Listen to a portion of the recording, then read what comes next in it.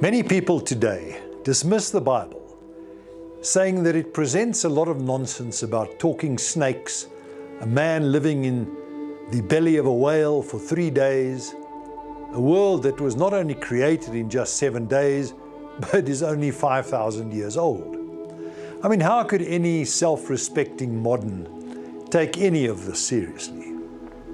Well, we would do well to understand that the word Bible comes from the Greek ta biblia, which just means the books. The Bible isn't so much a book as a library, made up of texts from a wide variety of periods and in a wide variety of genres. It was written, remember, by human beings. It wasn't emailed to us by God from heaven.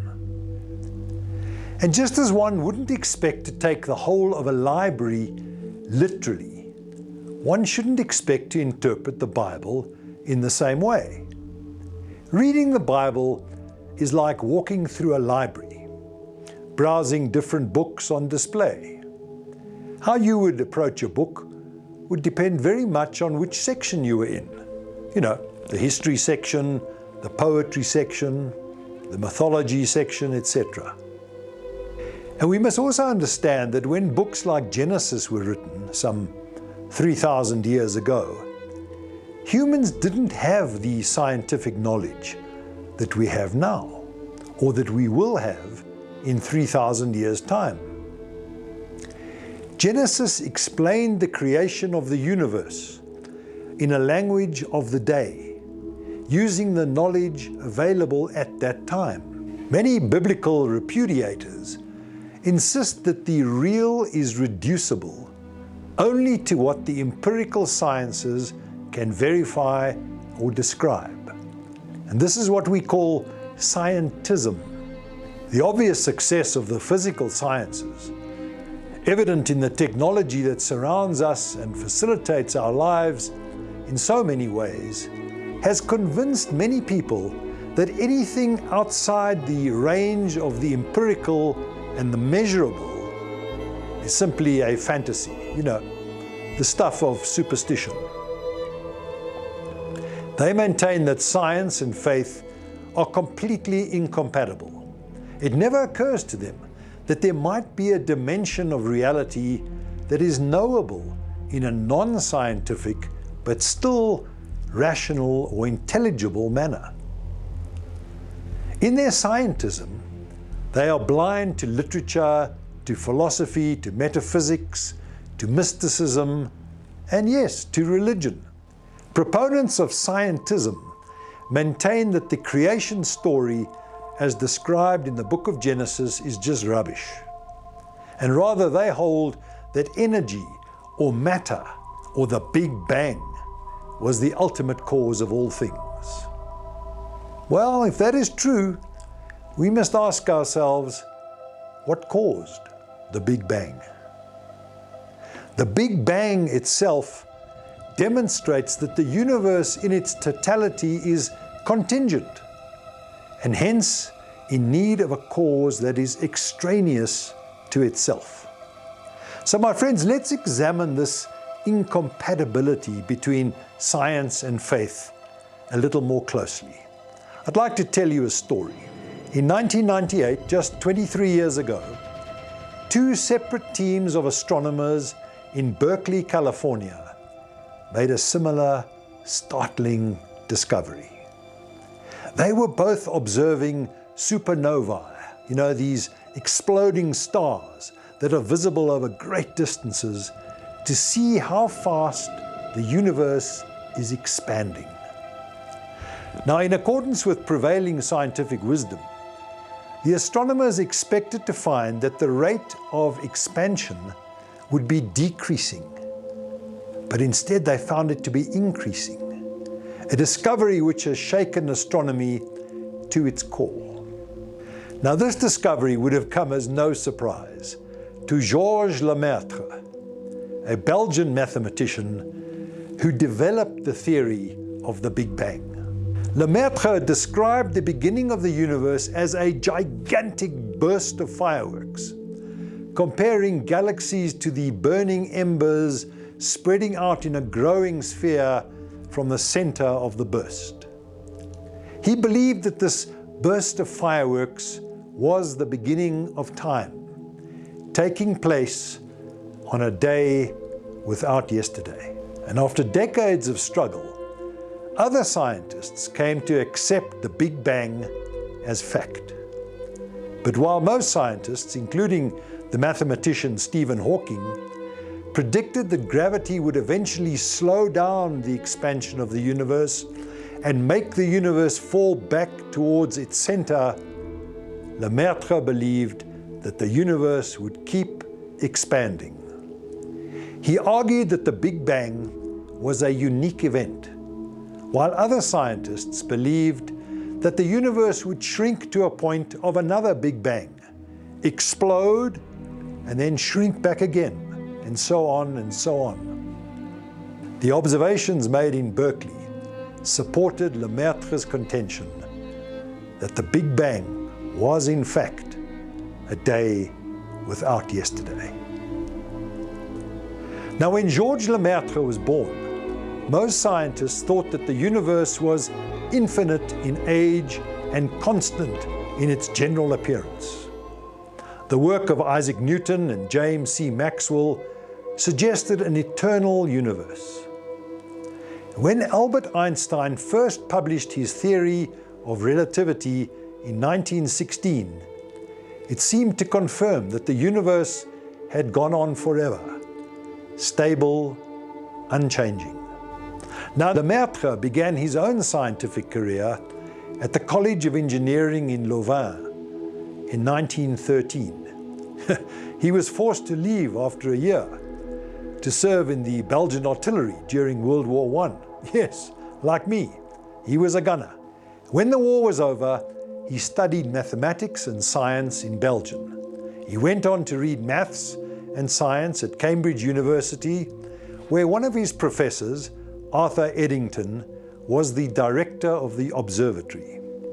Now, for his research at Cambridge, Lemaître reviewed Einstein's general theory of relativity. As with Einstein's calculations 10 years earlier, Lemaître's calculations showed that the universe had to be either shrinking or expanding.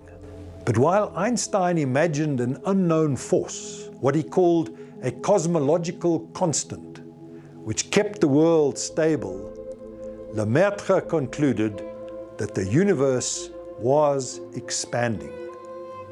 He came to this conclusion after observing the reddish glow, known as the red shift, surrounding objects outside of our galaxy.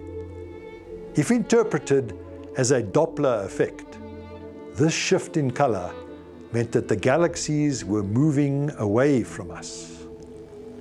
Lemaître published his calculations and his reasoning in 1927, but very few people took notice. That same year, he talked with Einstein in Brussels, but the latter was unimpressed, saying, "Your calculations are correct, but your grasp of physics is abominable." But it was Einstein's own grasp of physics, however, that soon came under fire. In 1929, Edwin Hubble's systematic observations of other galaxies confirmed this red shift. In England, the Royal Astronomical Society gathered to consider the seeming contradiction between visual observation and the theory of relativity. Sir Arthur Eddington volunteered to work out a solution. When Lemaître read of these proceedings, he sent Eddington, his old professor, a copy of his 1927 paper. And it finally dawned on the British astronomer that Lemaître had indeed bridged the gap between observation and theory. Then in January 1933, both Lemaître and Einstein traveled to California for a major scientific seminar. After the Belgian had detailed his theory, Einstein stood up, applauded, and said, "This is the most beautiful and satisfactory explanation of creation to which I have ever listened. So my brothers and sisters, why am I telling you the story of these two brilliant scientists and how the generally accepted theory of the Big Bang came about? Well, you see, the really interesting thing about it is that Georges Lemaître was a Catholic priest. Father Georges Lemaître. The New York Times published an article about Lemaître on February the 19th, 1933, and featured a large photograph of Einstein and Lemaître standing side by side. The caption read, "They have a profound respect and admiration for each other." So much for the contemporary belief that religion and science are incompatible. Now, leaving aside the complexities of the Galileo story, and there are complexities to that, we can see that the vast majority of the founding figures of modern science, Copernicus, Newton, Kepler, Descartes, Pascal, Tycho Brahe, were devoutly religious. More to it, two of the most important physicists of the 19th century, Faraday and Maxwell, were extremely pious men. And if you want a contemporary embodiment of the coming together of science and religion, apart from Einstein and Lemaître, look no further than John Polkinghorne, the Cambridge particle physicist and an Anglican priest, and one of the best commentators on the non-competitive interface between scientific and religious paths to truth. Sadly, he passed away in March this year. To hold that the world is created is to accept simultaneously the two assumptions required for science, namely that the universe is not divine, and that it is marked through and through by intelligibility. If the world or nature is considered divine, as it is in many philosophies and mysticisms, then one would never allow oneself to analyze it, to dissect it, to perform experiments on it. But the created world, by definition, is not divine. It is other than its creator. Einstein's unknown force, what he called the cosmological constant, what Lemaître called God. And it is in that very otherness that scientists find their freedom to observe, to dissect, to experiment, to act. That is why thoughtful Christians must battle this myth of the eternal warfare between science and religion. We must constantly teach that faith and reason are complementary and compatible paths towards the knowledge of the truth. And finally, as we gain more and more knowledge and insight into the universe, when and where it all began, when and where it all will end, we must ask ourselves, why? God cannot be understood. God is not a thing in the world, nor the sum total of all the existing things. He is instead the unconditioned cause of the conditioned universe. The reason why there is something rather than nothing. In a sheer, unimaginably generous act, God has made the universe out of nothing. And accordingly, God is not some good thing, but goodness itself. Not some true object, but truth itself. Not some beautiful reality, but beauty itself. As John writes in his Gospel, God is love. And may that God bless you.